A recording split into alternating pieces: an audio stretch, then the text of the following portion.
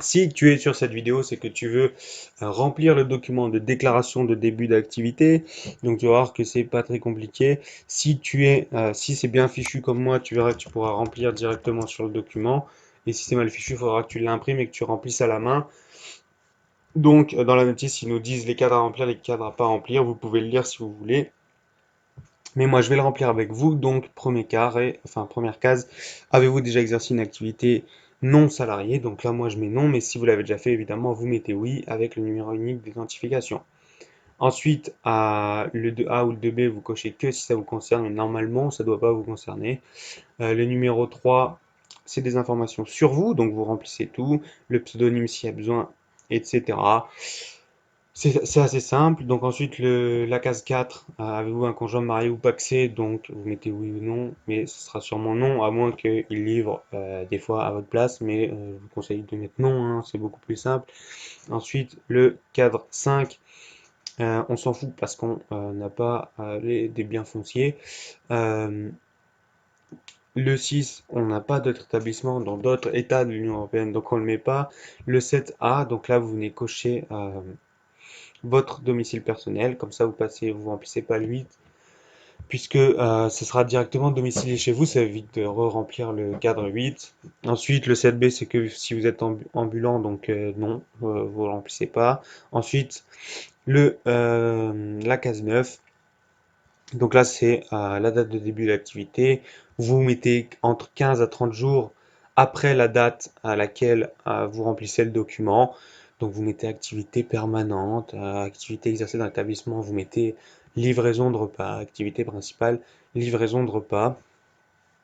Pour l'activité principale, précisez en ne cochant qu'une seule case. Et donc là, il faut lire, nanana, donc vous mettez autre et vous mettez livraison, tout simplement. Ensuite, case 10, on s'en fout un peu puisqu'on n'a pas de nom commercial ou de nom professionnel. Vous pouvez à la rigueur mettre votre nom si vous voulez. L'enseigne, on s'en fout, on n'en a pas. La case 11, c'est les origines de fonds, donc ça ne nous intéresse pas. Ensuite, le 12, bah, vous n'avez pas de salarié, donc vous allez mettre non. Vous embauchez un premier salarié, vous mettez non, tout simplement. Ensuite, case 13, conjoint marié ou pacsé collaborateur ou conjoint marié ou pacsé salarié. Donc, vous remplissez pas ce cadre-là. Le 14, évidemment, personne ayant le pouvoir d'engager l'établissement. Donc ça, on s'en fout, vous ne le remplissez pas non plus. Le 15, là, vous devez mettre quand même votre numéro de sécurité sociale. Voilà, donc ça c'est simple. Et après, suivant votre situation, pour les ressortissants hors Union européenne, bah, vous mettez ce qu'ils vous demandent, le titre de séjour. Si tu exerces simultanément une autre activité, tu mets oui, sinon non. Et si oui, tu seras simultanément soit salarié agricole, soit retraité pensionné, soit autre. Par exemple, je sais pas si tu es étudiant ou quoi, tu le mets. Vous êtes au régime micro-social simplifié, périodicité du versement des cotisations. Donc là, vous choisissez mensuel ou trimestriel, suivant ce que vous voulez. Et ensuite, conjoint, marié ou pacsé collaborateur. Donc c'est encore pareil, vous mettez non. Si vous n'avez pas de conjoint marié, pacsé, collaborateur, bref, voilà, c'est simple. Vous mettez pas son numéro de sécurité sociale du coup. Ensuite, la case 16, vous relevez du régime micro-fiscal. Nanana. Et là, il vous parle de versement libératoire de l'impôt. Je vous conseille de mettre non. On verra ça en détail dans une vidéo consacrée aux cotisations, aux impôts et à tout ce qui est fiscalité un petit peu. Voilà. Ensuite, le casier 17, c'est observation. Vous avez rien besoin de mettre si vous voulez dire des choses en plus. Ensuite, le 18, c'est une adresse de correspondance. Donc là, c'est pour avoir une autre adresse en gros. Soit vous le remplissez pas, soit vous remettez votre propre adresse. Là, ensuite, vous mettez votre numéro de téléphone. Si vous en avez un deuxième, votre adresse mail.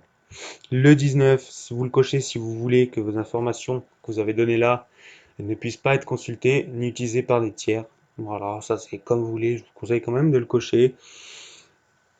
Ce, cette case-là, on s'en fout, clairement. Et ensuite, certifier à l'exactitude des renseignements donnés. Donc là, tu dis où tu l'as fait, à quelle date. Intercalaire, vous mettez non. Ça, je sais même pas ce que c'est, vous le remplissez pas. NDI, non. Et vous laissez comme ça. Ensuite, vous signez tout simplement. Et ensuite, vous re-remplissez pareil une deuxième fois. Ces cadres-là sont vides, c'est normal, ne vous inquiétez pas. Et vous agrafez vos deux documents parce que vous l'aurez en deux fois. Vous les agrafez ou pas d'ailleurs. Et puis, vous n'avez plus qu'à y donner avec le reste des documents.